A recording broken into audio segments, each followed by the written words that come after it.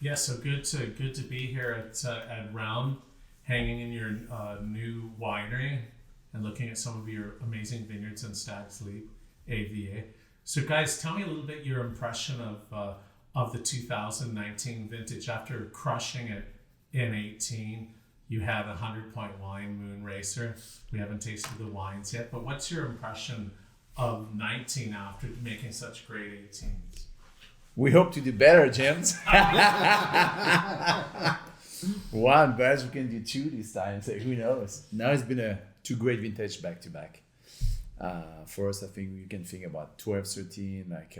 It's been fantastic. The overall portfolio, the overall vineyards across the valley, fantastic. Perhaps a bit more juicy than the 18. So we see how you see the wine, but fantastic vineyards. Yeah, I think vintage. I think you have sort of Napa Valley 18 and 19, and then you have sort of Realm Cellars 18, 19, and I think for us 19 was almost the capstone to a decade of growth and evolution for the brand and for us. And so it's not just to talk about what Mother Nature gave us in 18, 19, but to think about where Realm is now in 2019, having our own facility, being able to have this facility online that we're tasting in here today, more precision in the wines, a little bit more focus, more control. Benoit being much more hands-on in some of the vineyards that we own and farm ourselves compared to where we started the decade, 2012, 13, we just didn't have that same level of control that we do today. So I think, it's interesting to go back and compare 19 in the context of other great vintages. For sure, the decade of the 2010s, I think, will, at least so far, be regarded as maybe one of the greatest decades of Napa Valley in the modern era, if you think about those vintages. But I think for Realm, in the midst of all of that, to finish the 2010s decade with 2019 having our own estate and being able to focus that much more, it's been a huge evolution. So what has been the evolution in, I have some ideas in your wine making and let's say the personality of your wine, but obviously you've moved to a much more terroir specific wines rather than a stylistic impression of wines. You're going for more transparency. Why was that, and how did you do it? I think it started in the farming. To be honest, we show you some evolution, here on the here side. You have misters to prevent from the heat. So fruit integrity, number one. We can also now store the fruit overnight to help the fruit to be cold and the humidity control, temperature control. And finally, the fermentation become just precise, almost more simple. Temperatures are low. And I think the control that Scott mentioned is key. We control our space, our environment. And then we focus, like we talk about, in the aging.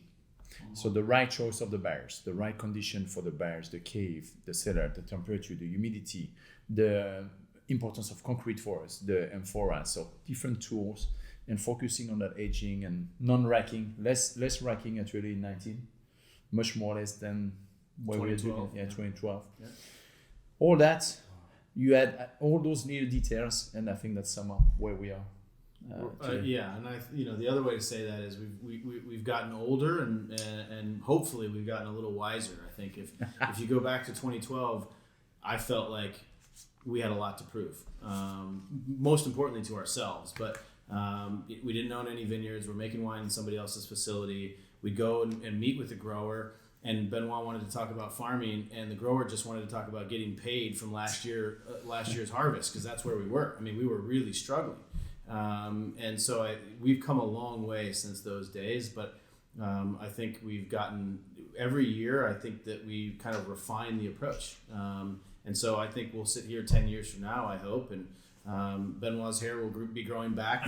Mine will be thinning, but we'll sit here and talk about, remember where we were in 2019 and see how much evolution and refinement and precision are in the wines now compared to where we were a decade ago. So I think that's part of the ongoing evolution of the craft, is to get better at understanding the sites, understanding the farming, and every one of these little steps. We talk about 100 different ways to make 1% improvements. That's been the evolution. And so from 12 to now, I can see it in my tastings, but what do you think is the biggest, the evolution in a very positive way, more precise wine, But is there any surprises along that sort of voyage that you've taken? Is there anything that sticks out in your mind? Like, yeah, that was the really big change. Is there anything in particular you think about? I think we start to have more distinction between the site, Coombsville to Calistoga. And I think we really think about the wine. There's a lot more to peel, and the depths and the nuances and capturing the vintage, but the terroir within the vintage. And I think we see that more and more. The consumer see that more and more. And people like and recognize, I prefer Coombsville. I prefer Stag Leaps. And that's the best compliment, because there is a terroir, is a site trace, there's a vintage capture. But I think that's been fantastic for us to see that. And some of those things happened by intention, and then some of them were forced on us by Mother Nature. I think about 2017.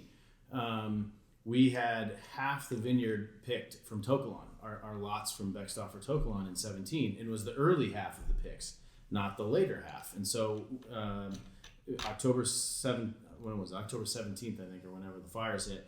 And so all the fruit that was coming in post-fire in 17, we didn't use any of that. And so the wine we ended up with at Tokelon was the early picks, but we liked it. There was a little bit more nuance and layers in Tokelon, which obviously, as we all know, like that vineyard throws off plenty of hedonistic, intense fruit. Yeah. But to be able to find those layers and have the wine be a little bit more chiseled, we enjoyed that. And so I think out of that, it was kind of like, well, it changed how we thought about picking that vineyard in 18 and 19, because we realized, okay, wait a minute, we kind of like some of these nuances that we get with some fresh fruit. Not to say that we won't push on one particular lot towards the end of a harvest, but we like that kaleidoscope, some early, some mid picking, one or two things on the later side, and see where that lands, with the intent being that, ultimately, if we're going to make 9-10 different wines, then they better all taste different. They better all have a story to tell, and we leave it for the consumer to decide which they prefer. If you could describe 19 in like 3 words, what words would you use? Like, think one of those you have the idea. For me, there's freshness, flesh. I think the wine have that juiciness, and there's a crunchy character, I think, to the fruit. I think we have. Anything to you, Scott? Yeah. I keep going back. It's so hard for me because we're biased through our own lens, and for me, it's like I think of it as the capstone vintage for us. I really think it had a little bit of everything. These is not 3 words, but it had a long 3 words. So maybe I just say everything. This is the sum total for us of a 10-year journey to figure out the wines that we wanted to make from Napa Valley, and I think this is as close as we've come yet.